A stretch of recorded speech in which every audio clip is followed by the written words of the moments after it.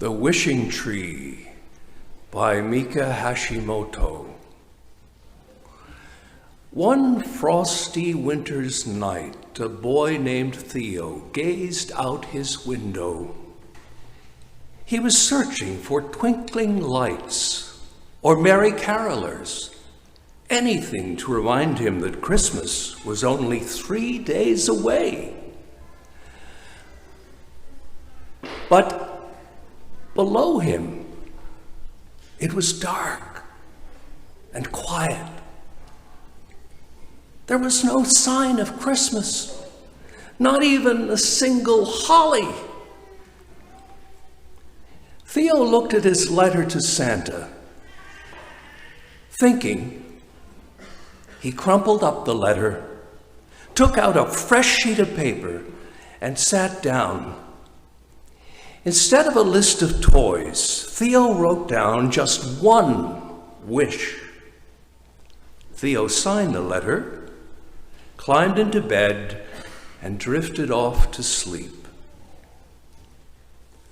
While he dreamed, the clock struck midnight. A gust of wind blew through the room and swept the letter out the window. Borne by the wild winter wind, the letter tumbled through the air across frozen seas and stormy deserts, over the tops of ice-blue mountains until it landed on a doorstep at the North Pole. The next morning, Theo woke to a world covered in snow. He put on his coat, jumped into his boots, and rushed outside.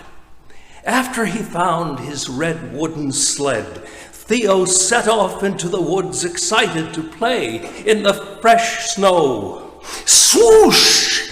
He sledded down the hill. Before he knew it, Theo came to a stop in front of a great pine.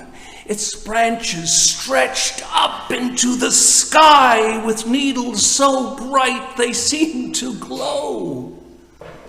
Property of the North Pole was carved into its trunk.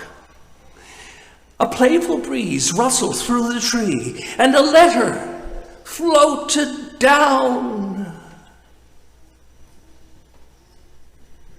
Bring joy, Theo read. He peered around the thick trunk, certain the letter had come from somewhere nearby. But no one was there. Theo shrugged, tucked the letter in his pocket, and headed home for hot cocoa.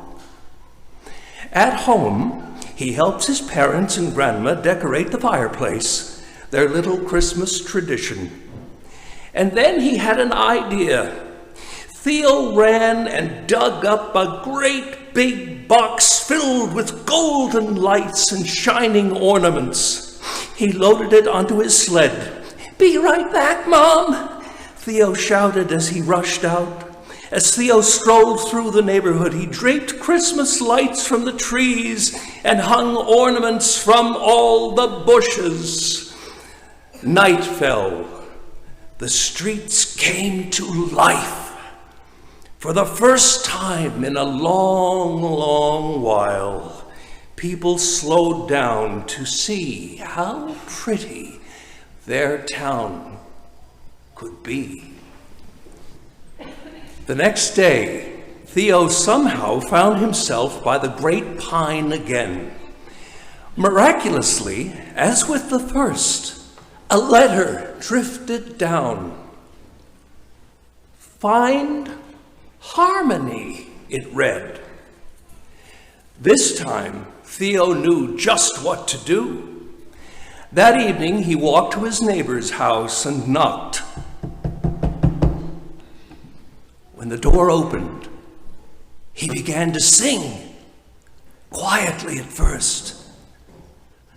"Deck the halls with boughs of holly, fa la la la la la la la la." His neighbor paused, then she joined in. At the next house, they sang jingle bells. And then it was winter wonderland. By the time Theo got to the last house, all of his neighbors had come together in song. Their voices rose rich and full of joy.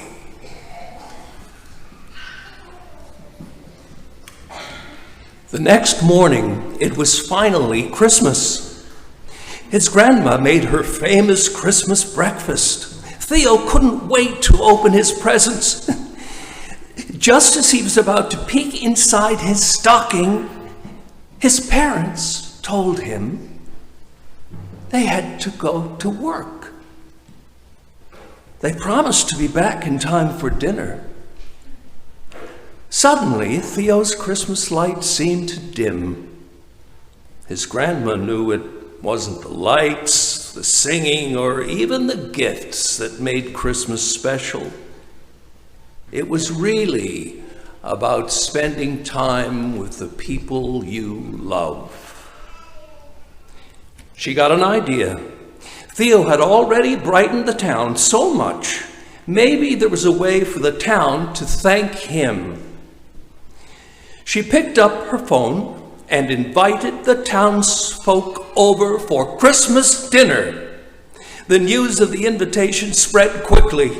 Everyone was excited to come together and help bring the Christmas cheer back to Theo. That night, neighbor after neighbor bustled into Theo's house, carrying platters filled with delicious food. Theo couldn't believe his eyes, and neither could his parents. The whole town was there. After a hearty feast and jolly good company, Theo's mom asked Grandma and Theo, "Where did you get your ideas?" "From Theo," his grandmother said. "Follow me," Theo said with a grin.